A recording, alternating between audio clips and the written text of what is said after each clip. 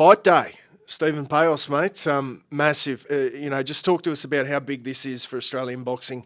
Nikita Tszyu, Michael Zerafa. Yeah, Jay, we're here now. Fight day has finally arrived. It feels like it's been a long time coming. It's been a bit of a strange time of year, I think. The fact that we've basically got a fight week in the first couple of weeks of January. You would usually see something in sort of March to start the year. I know we saw Opataya this time last year, but I think that was a little bit more circumstantial. The fact that we've put it on at this time of year is really, really good. It's really exciting, mate. There's big fight feels. It is exactly what Australian boxing wants and needs. It's the events that you and I want to be a part of, and it's something that I'm really, really excited for, mate. It's the middle of the day. I'm tucked up. I'm ready to go. I'm excited. So it's going to be fantastic, mate. But as you said, it's massive. The week is really built. I think it's crescendoed nicely. I think it started off, really nicely, but then it's really built up with a bit of tension over the last couple of days, and hoping that we see a massive, massive night and a massive main event tonight. What are you made of the week? Obviously, you had the grand arrivals on Monday, which you hosted.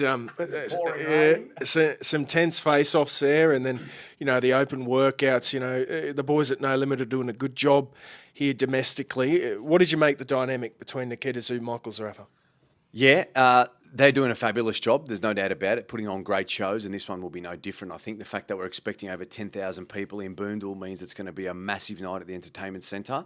When it comes to the fight week, I think, I said it earlier in the week, I think this week has sort of gone up and down at varied times. It's been a bit like a stock market. It's definitely trended up in moving upwards, but there's been lulls in the sort of promotion. That's no one's fault. I think with the amount of promotion we've seen, at the back end of last year on the barge, on the Brisbane River, and then it turned into a bit of a road show last week. I feel like you can sometimes have a little bit of that promotional fatigue, which is all expected, but at the same time, I really enjoyed the grand arrivals there. I thought the setting was nice. The fact that big storm came in on Monday night, and I was out there in the pouring rain getting soaked with the boxers. I mean, I think it added some theatre to everything. I really liked the intimacy of the workouts. I thought we got some really good content out of the boxers that day, and then we moved into obviously press conferences, weigh-ins and that sort of thing. And then we saw a bit of tension, we saw the old hands up and a bit of tension come up yesterday. I thought that was really good. So I think it's built up nicely. I don't think anything more could have been done. There is an element where it's up to the fighters as well to sort of get involved in the promotion. I think they've done as good as they can. I think circumstantially they've given it their all, and here we are now ready for everything to, peak tonight in terms of what will be a big night, hopefully. You're no boxer, but you've done some massive events globally across the world. You, as just a professional, a broadcaster and MC, impressed by Nikita Tszyu and his demeanour and how he's sort of handled this? This is a big stage for him, only his 12th fight. I'm very impressed with Nikita Tszyu and the way he's handled it. What I've managed to do is that we've both got, young daughters that have just been born recently. So we've been talking a lot in that respect. And when you talk to him on that level, he really opens up on, what's going on in his life behind the scenes, behind the boxing. And what I would say there is to actually give you an example which can correlate is that it's a busy time when you've got a young baby at home. For him, he'd be juggling that. He'd be juggling his training, juggling his wife and everything that's going on with raising his little daughter. So because of that, it's something that does couple with things. But I will say this, Macca, I feel like there's a possibility that it's actually helped him because it would have given him a really good chance to go and relax and do something that's really giving him a lot of joy outside of the promotion. So whilst he would be extremely intense when it comes to the actual fight itself, promoting the fight, he knows he can go home to his daughter and his wife and sort of really not lose focus on the big picture of fighting and training, but he can actually take his mental energy away from the fight at times, and that will probably help him. I think there'll be no sort of distractions as long as he's not on a phone and not getting distracted in that world. If he's just playing with his daughter, and he said he's building sofas and who knows what else he's carving up there in his backyard. Nikita, he's probably got like a big tree house or cubby house to make or something like that. But I think he's handled it really well, and I suspect that having that at home would actually be helping him in sort of take his focus off the intensity when it builds up. Because you remember, I asked Michael Zerafa that last week, or this week, sorry. I said to him, do you have an advantage in terms of the mental preparation and the mental side of things? And he seemed to think that having done it so many more times, not necessarily. So that surprised me. I thought he would have an edge in that, and Nikita's been able to handle that pretty well as well. Now, mate, you've got a dance partner out there tonight, mate. The great Jimmy Lennon arrived in town yesterday, mate.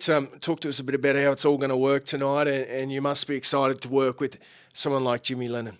Absolutely, mate. Look, one of the greatest of all time, no doubt. He's in the GOAT category when it comes to boxing announcers, and he's in the Hall of Fame for a reason. I mean, that's somewhere I hope to end up one day, in the Australian Hall of Fame or the World Hall of Fame as well. I think that'll be an achievement for me and a goal of mine to do. Jimmy's been really warm. I actually have his details, and we catch up. We've had some conversations and shared some texts. He's a really nice man.